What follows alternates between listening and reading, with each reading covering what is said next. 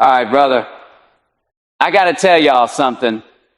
When God speaks, he doesn't always send thunder and lightning. Sometimes he whispers truth right into your spirit. And what he showed me about Charlie Kirk, man, it ain't just about him. It's about faith. It's about courage. And it's about the times we're living in. If you lean in with me tonight, you're going to see what God revealed. And I promise it just might shake up the way you see the world. All right, all right, all right. You ever notice how the world these days is loud? I mean real loud.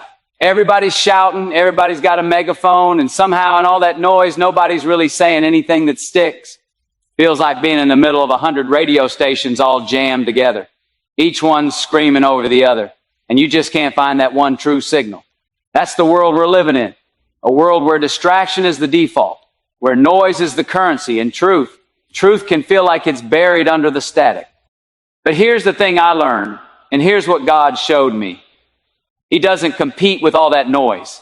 He don't have to. He whispers. He cuts through. He doesn't need volume to be heard. He needs your attention. And if you've ever leaned in close enough to catch it, you know what I'm talking about. That still small voice that says, this is the way. Walk in it. It doesn't come with fireworks or billboards. It comes quiet, but it comes clear. And when I looked at Charlie Kirk, I realized God had given me a picture. In the middle of all this cultural chaos and the shouting and the division and the media spin, there was this voice trying to tune back into the frequency of truth. Now, don't get me wrong. I'm not talking about a perfect man. Nobody's perfect. But I saw something. God showed me that Charlie's presence, his message, was like a radio tower trying to break through the static, a signal for people who are starving for something real. You see, when the world cranks up the volume, lies, it ain't enough to just be louder. You got to be clear. There's a difference. Loud fades quick, but clarity cuts. And that's what God whispered to me. He said, pay attention, son. Watch this. In a culture where truth is traded for applause, clarity is the real rebellion. And it hit me. We've been mistaking noise for power, but power's in the truth. It's in the word. It's in speaking what needs to be said when folks don't want to hear it. And Charlie, well, he's been willing to do just that. He steps into the noise not to add to it, but to call people back to the signal, back to the anchor, back to God's design. Now, that doesn't come easy. People don't clap for you when you start clearing out the fog. They boo, they mock, they twist your words. But clarity ain't about being light. It's about being faithful. It's about saying what you've been called to say, even if the world's got its fingers in its ears. And that's the whisper God dropped in my spirit. Don't chase noise. Chase the signal. We all got a choice, don't we? You can tune into the static, let it flood your mind, drown out your peace. Or you can dial it back, quiet yourself, and lean into the whisper. Because the whisper, that's where the truth is. And if God showed me anything through Charlie Kirk, it's that we're not meant to live lost in the noise. We're meant to find the frequency that carries his voice, his word, his truth. And once you hear it, once you lock onto it, you don't just listen, you live it. That's when everything starts to change. Because at the end of the day, the noise fades. But the signal, that's eternal. You know, I've come to realize something about courage. It's never dressed up in comfort. Courage doesn't come sitting in your favorite chair, drinking sweet tea, hoping the world gets better on its own. Courage shows up in the middle of the storm when the wind's blowing hard in your face and you're standing there wondering if you can hold your ground. That's W. You find out if what you believe is real or if it was just words on a page. See, God doesn't hand out courage in the quiet moments when nobody's watching. He hands it out when the fire's hot, when the pressure's heavy, when the crowd's against you. And when I looked at Charlie Kirk, what God showed me was just that. Courage that ain't built on being liked, but on standing firm. That kind of courage doesn't make life easier. It makes life harder, but it also makes life meaningful. And here's the rub. We all say we want courage, but most of us don't want what it costs, because courage costs you. It costs you popularity. It costs you comfort. It costs you the applause you thought you needed. But man, when God calls you to stand, you better believe he's not calling you to the easy road. He's calling you to the road that tests your backbone, your conviction, your faith. And the truth is, if it doesn't test you, it can't grow you. Charlie's journey, it reminded me of that. He's been Cal. Led bold. He's been called controversial. He's been called every name in the book. But let me tell you, Courage doesn't sprout up because the world cheers for you. It sprouts when the world jeers at you. And instead of shrinking back, you lean in. That's where God shows up. Not when it's safe, but when it's costly.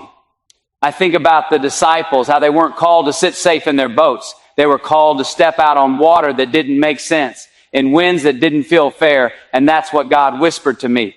Courage will never feel comfortable. If you're waiting for the perfect moment, you'll be waiting forever. Courage doesn't wait for the storm to pass. It walks straight into it with faith that God's hand will hold steady.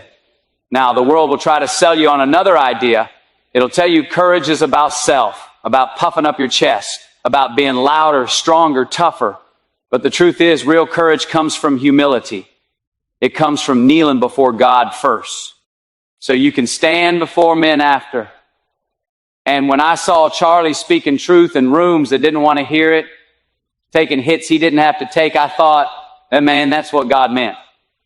Courage is about obeying the call, not avoiding the conflict. And maybe that's the part that shakes us most. When we see someone walking in courage, it exposes our own fears. It forces us to ask, what would I do if I were standing there? Would I shrink back or would I step up? And the truth is, every one of us is faced with those moments. Might not be a stage, might not be a crowd, but it could be your workplace, your family, your friendships, those little crossroads where you either choose to hide or you choose to stand. And God showed me something plain as day. Courage is never about comfort. It's about conviction. And the moment you choose conviction over comfort, that's the moment you step into the life God's been trying to lead you into all along. Because courage may cost you something, but wit, how'd it? You lose everything. You ever notice how truth always comes with a price tag? It's never free. You speak the truth and suddenly you find out who's really standing with you and who was only there as long as it was easy. That's the thing about truth. It doesn't always make you friends, but it will always make you free. And freedom, real freedom, has always been costly. What God showed me about this is simple but heavy. Truth exposes, it pulls the cover off. It shines light into places where people got comfortable living in the dark. And when you shine that kind of light, don't expect applause. Expect resistance. Expect pushback. Expect people to call you names, twist your words, maybe even turn their backs on you. That's part of the cost. And if you're not willing to pay it, you'll never get to see what truth can do. Charlie Kirk's walk, it reminded me of that. Every time he steps up to speak, he's risking something. Reputation, relationships, maybe even safety. And God whisper, heed to me that that's the same road anybody who chooses truth will have to walk. Ain't no shortcut, ain't no way around it. If you're going to carry the truth, you're going to carry the weight that comes with it too. Now here's where it gets real. Most of us don't like that deal. We want truth without trouble. We want clarity without conflict. We want the respect that comes from standing bold. But we don't want the arrows that get shot at the bold. But that's not how it works. If you're going to stand for truth in a world built on lies, you better be ready for the world to take its swing at you. And the question is, are you willing to take the hit? And listen, I'm not talking about truth as some abstract idea. I'm talking about God's truth, the kind that anchors your soul, the kind that calls right, right, and wrong, even when culture tries to flip it upside down. That kind of truth is sharper than any blade, and sharper things always cut. They cut lies, they cut excuses, they cut through. The fog we hide behind. And when that happens, people get uncomfortable. But here's the beauty in it. What costs you in the moment blesses you in the long run. Yeah, you might lose a crowd. Yeah, you might lose some comfort, but you gain peace. You gain integrity. You gain that deep down knowing that you didn't sell out, didn't bow down, didn't trade in eternity for approval. And that's worth more than all the applause in the world. I thought about it like this. Jesus himself, when he spoke truth, he didn't get crowned with roses. He got crowned with thorns. He didn't get cheers. He got a cross. But on the other side of that cross was victory, was resurrection, was the proof that truth, even when it's buried, cannot stay down. It rises. Always. So when I see Charlie paying that price, taking those hits, I don't see a man falling apart. I see a man walking in a truth that's bigger than him. And that's the whisper I felt God put in my heart. If you're not willing to carry the cost, or not ready to carry the truth, because at the end of the day, the truth will cost you, but lies will bankrupt you fear. Now that's a sneaky little thing, isn't it? It creeps in quiet, sits heavy on your chest, whispers all the reasons why you can't, why you shouldn't, why you're not enough. Fear will choke the life right out of your calling if you let it. And here's the deal. Fear is loud, but it's also a liar. Faith, on the other hand, it don't need to shout. Faith stands steady. Faith says, God's got this, God's got you, and he ain't letting go. What God showed me through Charlie Kirk was real clear. Every time he steps up, the easy road would be fear. Fear of critics, fear of loss, fear of getting canceled or cast out. And yet, what I kept seeing was a man choosing faith instead. Not because it's safer, it's not, but because faith reminds you that the ground you're standing on ain't your own, it's God's. And if he called you to stand there, then he'll hold you up when the wind blows hardest. Now, fear will always try to disguise itself as wisdom. Ever notice that? It'll say, be careful, don't say that, don't do that, don't ruffle feathers, play it safe. But there's a big difference between being wise and being afraid. Wisdom listens to God. Fear listens to the crowd. And the crowd, well, they're fickle. One day they cheer, the next day they jeer. You can't build your life on that. You build it on faith, because faith don't change with the mood of the room. I thought about how many folks out there are sitting on dreams, sitting on calling, sitting on words God gave them, all because fear talked louder than faith. And that's the tragedy of it. Fear paralyzes, but faith mobilizes. Faith pushes you forward even when you don't know the outcome. Faith says, I may not see the whole road, but I trust the one who laid it out. And when Charlie walks into a space where he knows not everybody's going to clap, where he knows he's about to get heat, that's faith over fear. Not faith in himself, but faith in the one who sent him. That's the difference. Faith isn't confidence in your ability. It's confidence in God's promise. And promises, well, they don't bend when the wind blows, they stay. I remember sitting with this thought. Fear shrinks you. Faith expands you. Fear makes you hide. Faith makes you rise. Fear tells you to keep quiet. Faith tells you to speak up. Fear builds walls. Faith builds bridges. And I think that's why God pressed this on my heart. If you let fear lead, you'll miss the very thing he designed you to do. But if you let faith lead, even if the whole world pushes back, you'll still be right where you're supposed to be. So when I see someone walking with that kind of conviction, I don't just see a man fighting battles out there. I see a man winning battles in here. Because the biggest fight is always inside. Fear versus faith. Which voice you going to listen to? Which one you going to let steer the wheel? That's the real test. And God does. And hand us fear, he never has. That's man-made. That's world-fed.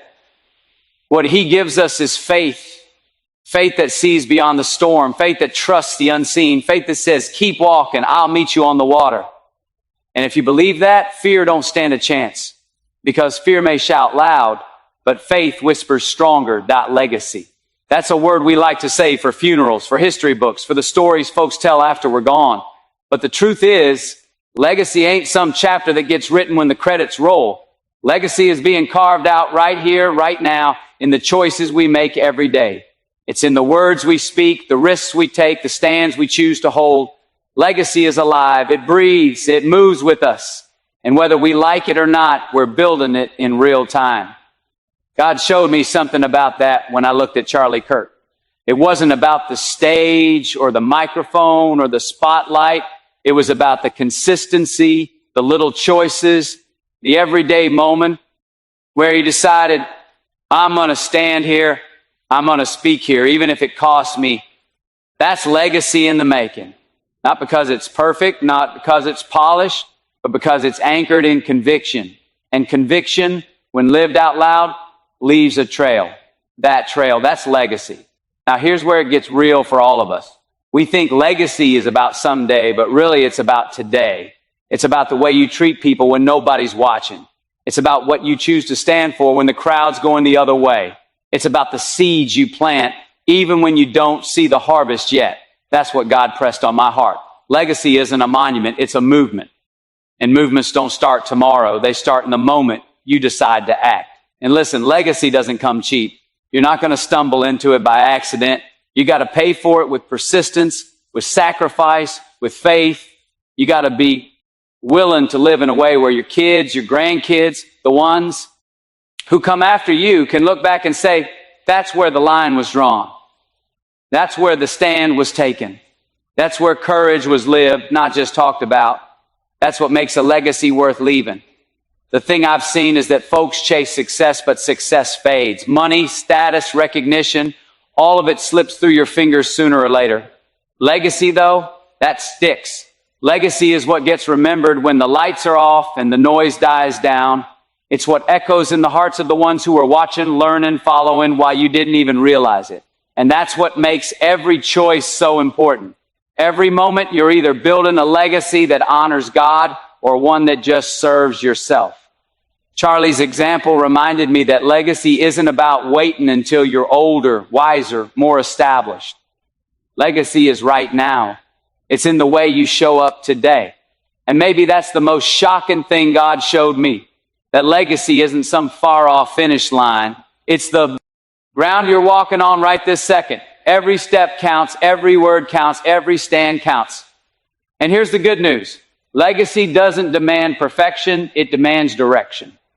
You don't got to have it all figured out, but you do got to decide which way you're walking. Toward truth or away from it, toward faith or away from it, toward self or toward something bigger. That's the choice that shapes what gets written long after we're gone. So I'll tell you this, don't wait on someday. Someday ain't promised. Today is. And today, right now, you're writing the story someone else is going to tell about you. Because legacy isn't later. It's now. You know what really struck me in all this? The biggest thing God showed me wasn't even about Charlie himself. It was about how God works. How he moves through people. How he chooses ordinary men and women to carry extraordinary messages. And it hit me. God's plan is always bigger than the person he's using. Always. We get caught up, don't we? Look at a man, we look at a leader, we look at a speaker, and we think it's about them. Their talent, their boldness, their story. But God kept whispering to me, don't mistake the vessel for the source. The vessel matters, sure, but the power, the message, the impact, that's all him. It's his hand on the clay that shapes it. Without him, we're just jars of dust. With him, we're carriers of fire. And that changes the way you see it. Because it means this ain't about putting one man on a pedestal. It's about recognizing what God can do through somebody willing to say yes, somebody willing to be used. And the truth is, that invitation ain't limited to one name or one stage. It's open to every single one of us. What I saw through Charlie was just a picture, a reminder. God can raise up a voice in the middle of chaos. He can put a light in the middle of darkness. He can use somebody you didn't expect, somebody the world tries to dismiss, and he can make them a megaphone for his truth. And if he can do that through him, he can do it through you, through me, through anyone who's willing to trust more in God's plan than in their own comfort. And maybe that's the part that shocks us the most. We don't think we're qualified. We don't think we're ready. We don't think we're strong enough or clean enough or smart enough. But God's been using imperfect people to carry his perfect truth since the beginning of time. Noah, Moses, David, Peter, all of them flawed, all of them chosen. It ain't about perfection, it's about surrender. So when I say God's plan is bigger than the man, I mean he's not just working through Charlie. He's showing us a pattern. He's saying, look, if I can use him to speak into a generation, I can use you to speak into your family. If I can give him boldness on a stage, I can give you boldness in your workplace. If I can strengthen him under fire, I can strengthen you in your storm. That's the real revelation. It ain't about one figure standing tall. It's a both. All of us realizing God wants to stand tall through us. And that's the part we can't miss. If you make it about the man, you'll miss the message. If you make it about the personality, you'll miss the power. The point is never the vessel. It's the God who fills it. And once you understand that, it frees you. It takes the pressure off. You don't have to have all the answers. You don't have to carry all the weight. You just have to be willing to be the clay in his hands. And here's the truth. God's plan will outlive every platform, every headline, every stage. His plan rolls on bigger than us, beyond us, through us. So don't ever think it stops with one man or one moment or one movement. It's eternal. Because at the end of the day, it's not about what God showed me about Charlie Kirk. It's about what God's trying to show us all about himself. So here's what it all comes down to. God showed me something through Charlie Kirk. But it wasn't just about him. It was about all of us. About How in a world full of noise, he still speaks with a whisper about how courage never comes in comfort, about how truth always costs you, but it's the only thing worth paying for, about how fear screams loud, but faith whispers stronger, about how legacy isn't later, it's right now, and about how his plan, his hand, is always bigger than the man he chooses to use. And maybe the shock isn't really in what God showed me about Charlie. It's in what he's trying to show you about yourself. That you've been given a signal to follow, a courage to step into, a truth to carry, a faith to hold, a legacy to build, and a plan that's bigger than you could ever dream. The world will try to drown that out with noise, with fear, with lies, but God's whisper is still there, steady, clear, strong. The only question left is, are you listening? Because if you are, then you already know the answer. It's time to stand